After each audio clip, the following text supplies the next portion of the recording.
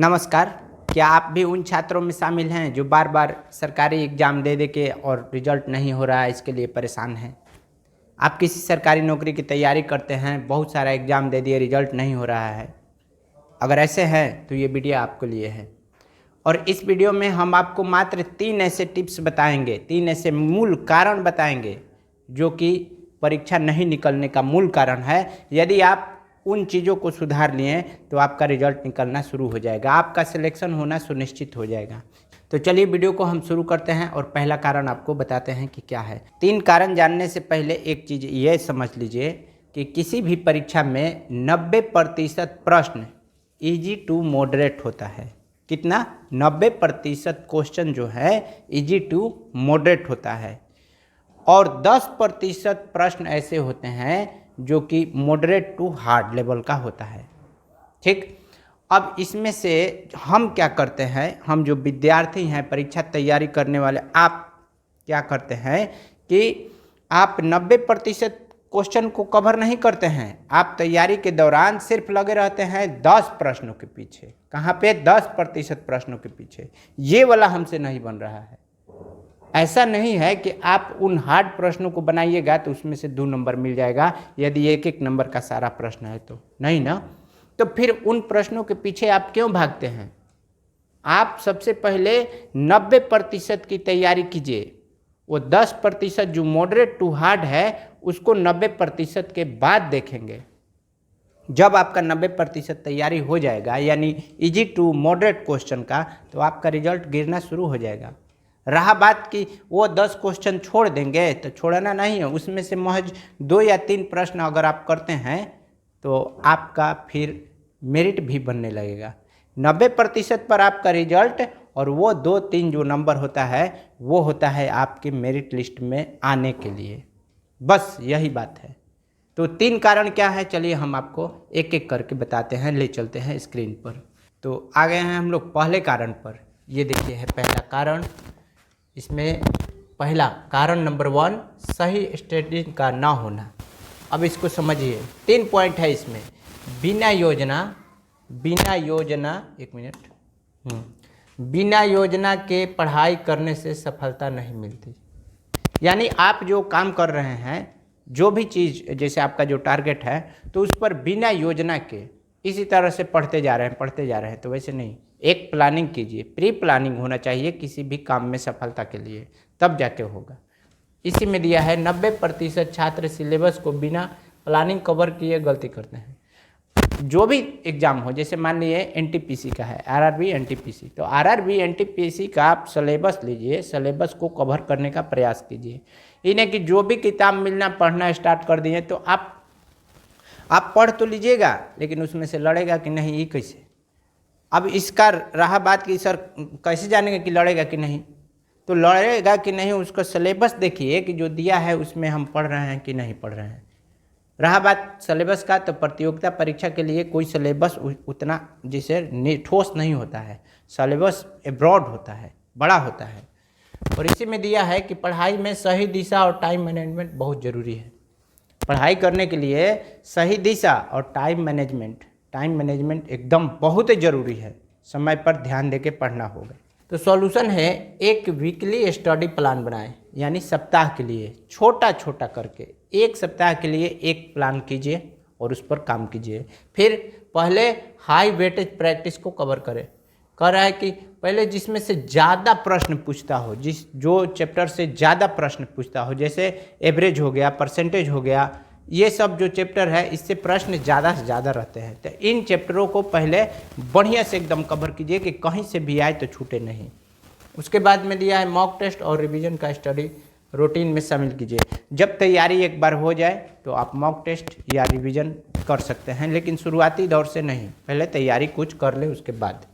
दूसरा कारण है, कारण नंबर 2 दिया है, सिर्फ रटने पर ध्यान देना। ये देखिए, सिर्फ रटने पर ध्यान देना। यदि आप किसी टॉपिक को सिर्फ रट के कवर कर रहे हैं तो ये आपके लिए सही नहीं है। कितना रटिएगा?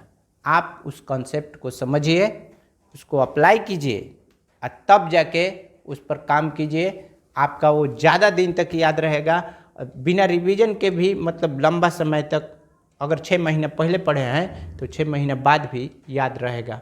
हो सकता है कि परीक्षा में आप किसी ट्रिक्स का यूज करते हैं तो परीक्षा में उस ट्रिक्स के कारण आपके दिमाग में वो चीज़ रहेगा और विकल्प को ध्यान आते ही मरा जाएगा।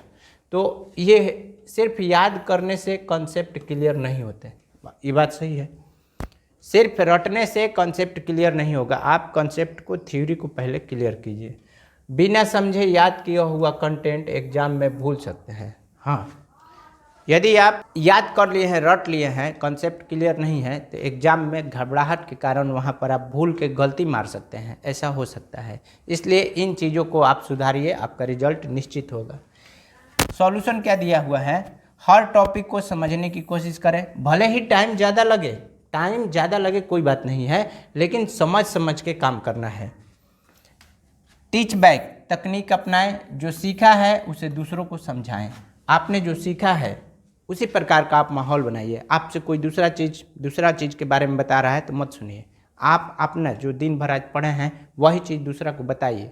उससे क्या होगा कि आपका रिवीजन होगा और ज़्यादा दिन तक याद भी रहेगा। या फिर पूछताछ कीजिए, कॉन्सेप्ट को दूसरे से शेयर कीजिए। और तीसरा है विजुअलाइजेशन और शॉर्ट ट्रिक का उपयोग करें। ये दिया है आपकी परीक्षा में कम समय में ज़्यादा प्रश्न करने के लिए, ठीक। और नेक्स्ट जो तीसरा है वो सबसे है महत्वपूर्ण और उसको देखना आपको है ज़रूरी। तो चलिए देखते हैं तीसरा क्या है। कारण नंबर 3, प्रैक्टिस की कमी। देखिए, जो टॉपर स्टूडेंट होते हैं जिनकी रिजल्ट हमेशा होती रहती है, वो और जो नॉर्मल स्टूडेंट है, एवरेज स्टूडेंट, उन दोनों में ज़्यादा की दिक्कत नहीं है, ज़्यादा का अंतर नहीं होता है। अंतर क्या होता है कि जो टॉपर स्टूडेंट होते हैं पढ़ने के बाद उस पर प्रैक्टिस करते हैं, लगातार प्रैक्टिस करते हैं। जो भी चैप्टर पढ़ लिए, अब पढ़ने के बाद 10 दिन बाद, 20 दिन बाद, 1 महीने बाद फिर उसको प्रैक्टिस करेंगे, फिर उसको बार बार प्रैक्टिस करने से एकदम उसको ऐसा हो जाएगा कि देखते देखते बन जाएगा। और जो नॉर्मल एवरेज बच्चे होते हैं वे क्या करते हैं, प्रैक्टिस करना बंद कर देते हैं। उनको ये लगता है कि हम ये चैप्टर पढ़ चुके हैं, ये हमारा क्लियर है, आएगा तो बन जाएगा। तो भैया, आएगा तो नहीं बनेगा। आप अपने दिमाग में बैठा लीजिए कि आएगा तो नहीं बनेगा। जब तक आप घर पे प्रैक्टिस नहीं कीजिएगा तब तक वो नहीं बनने वाला है। तो यही अंतर है। तो आप क्या कीजिए कि जो भी चैप्टर क्लियर हो गया है उसको आप प्रैक्टिस में निरंतर रखिए। आगे दिया हुआ है कि बिना मॉक टेस्ट दिए परीक्षा में जाने से सफलता मुश्किल हो जाए। यही कि आप बिना मॉक टेस्ट दिए, बिना प्रैक्टिस सेट बनाए, बिना क्वेश्चन बैंक बनाए यदि परीक्षा में जाते हैं तो क्वेश्चन याद रहने के बावजूद भी समय कमी के कारण आपका रिजल्ट नहीं होगा। क्योंकि जब आप क्वेश्चन बैंक हल करते हैं घर पे तो आपको ये पता चल जाता है कि 90 मिनट टाइम में यदि 100 प्रश्न करना था तो 90 मिनट में हम 70 प्रश्न ही कर पाए, 30 प्रश्न छूट गया समय के कारण। वही यदि चीज़ आप घर पे किए होते तो वहाँ पर आसानी से जाके कर सकते थे। इसलिए मॉक टेस्ट या फिर प्रैक्टिस सेट या फिर क्वेश्चन बैंक आपको ऑनलाइन या ऑफलाइन देना ही है, घड़ी लगा के, टाइम लगा के, टाइमर लगा के। इस प्रकार से आप योजना बनाइए।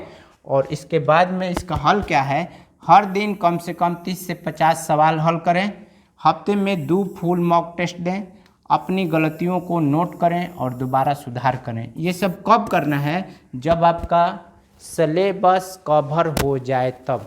आपका जो सिलेबस था जब कवर हो जाए, अब लग रहा है कि हम सारा सेक्टर पकड़ चुके हैं, तब ये चीज़ आपको करना है। और ये सबसे ज़्यादा ज़रूरी है, सबसे ज़्यादा महत्वपूर्ण है। तो उम्मीद करते हैं कि ये तीनों चीज़ आपको समझ में आ गया होगा। इसका सॉल्यूशन भी हमने बता दिया है। वीडियो यदि अच्छा लगे प्लीज़ वीडियो को लाइक कीजिए, शेयर कीजिए और चैनल को सब्सक्राइब कीजिए। मिलते हैं नए वीडियो में, तब तक के लिए धन्यवाद।